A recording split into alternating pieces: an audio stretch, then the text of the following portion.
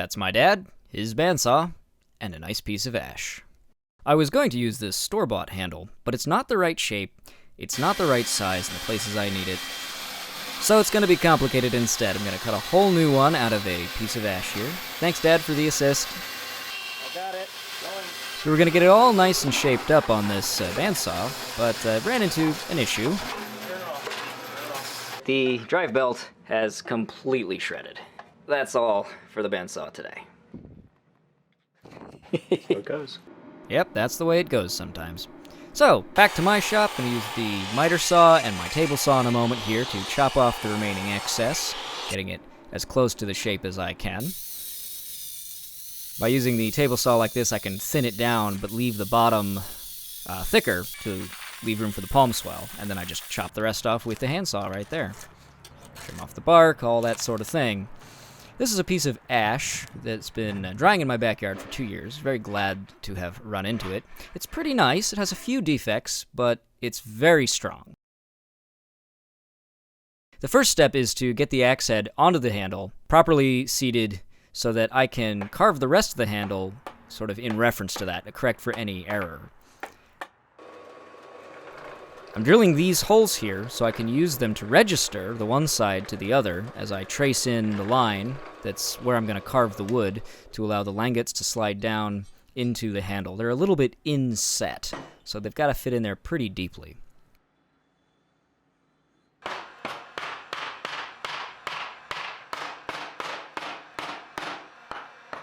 As I'm roughing this out, I'm thinking about how exactly I'm going to do it, how much the langets will flex to go around the wood, and the answer is not nearly enough.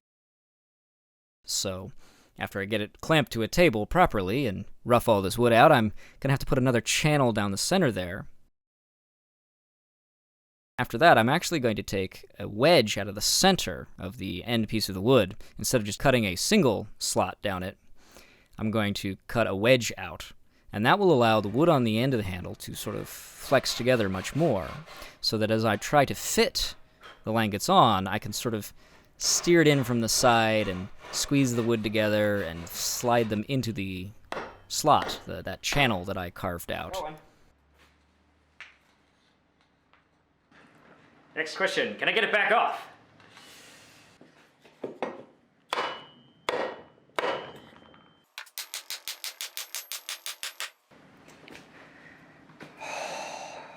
It's almost there. Now that I have that to reference, I can carve down the rest of the handle. I'm using this draw knife I made, many years ago. And it's not great, actually. I need to make a new one. It doesn't hold its edge very well when you're using it on ash. Ash is very tough wood. So I took it home and I whittled on it with a pocket knife. Spent a very nice evening on my porch, just sort of slowly working it down, and then brought it back to the shop, finished it on the sander. I worked in the profile of the end here as closely as I could, because that will really save a lot of time when it comes to doing the carving.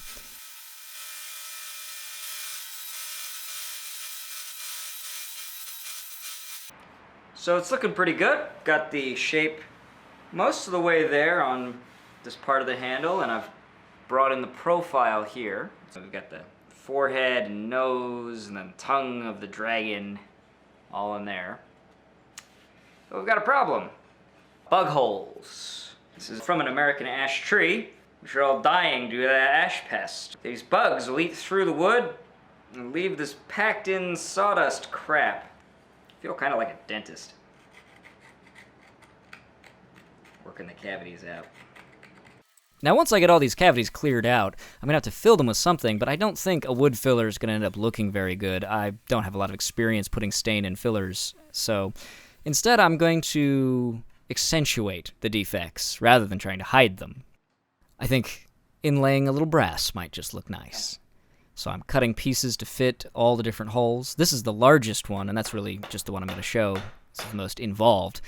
And I even go as far as to put pins in on this one to make sure they really hold. And once they're all ready, it's just epoxy, brass, pins, clamps, and waiting.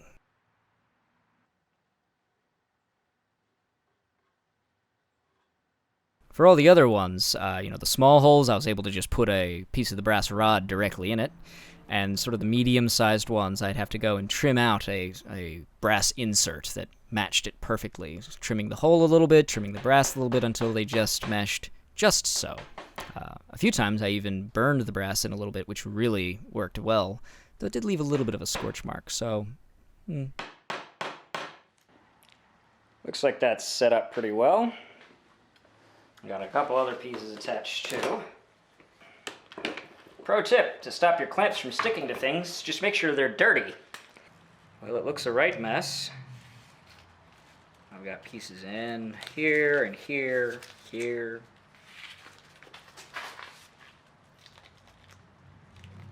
I think it looks pretty cool though.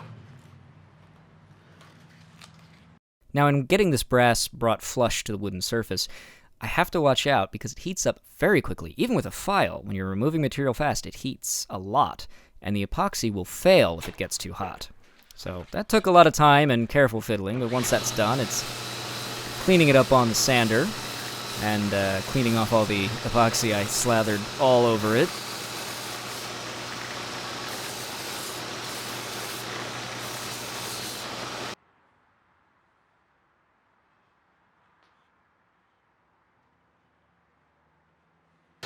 Now I'm going to ovalize the end of the handle there, the palm swell. It's very blocky, so I need to bring it closer to the shape of the actual in-game axe, and then get this design sketched on here so that I can go ahead and start carving. I'm going to be using a Dremel for almost all of the carving. In between shots, I've tried little bits of filing and chisels and wood carving tools, and the ash is just so tough. And my tools were not sharp enough or sturdy enough to really handle that. So the Dremel did almost all of the work. I mostly used an 1/8 ball end carving bit, as well as that teardrop-shaped one, which was very nice. And later in the carving, I went out to the store and got what I should have had from the very beginning, which is a much smaller one, a 32nd ball end, which really allows you to get into the fine lines and details much, much more easily.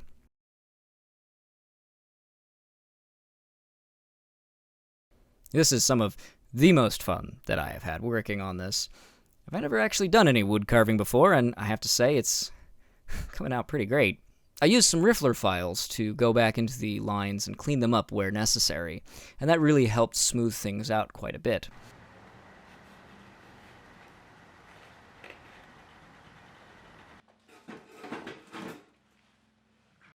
The pattern that's on here is partially based on what's actually on the in-game axe, but when put onto a real physical object, what works well in the game didn't look like it was going to work as well.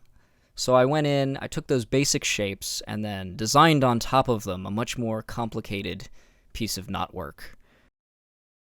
Now, as I'm cutting this in, I'm mostly doing just a light pass first, just to get the line started. Once you have a line started, it's a lot easier to follow it with the tool, and then going in and deepening those lines on subsequent passes.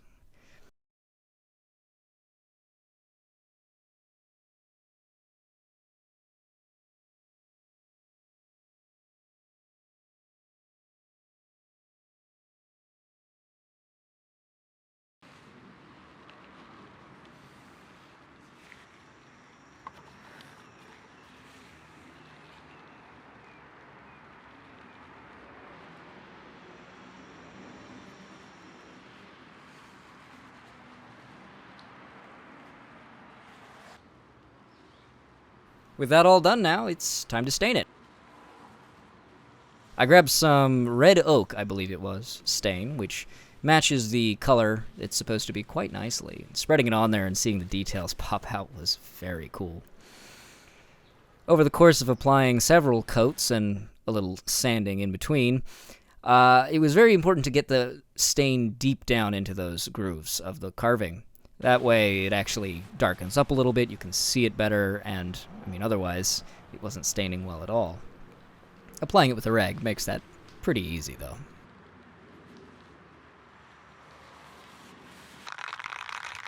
After all that was dried, put a little bit of spray lacquer on it.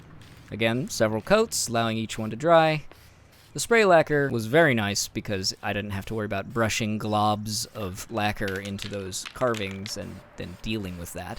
I just sprayed on in a nice thin coat 3 or 4 times, and that's that.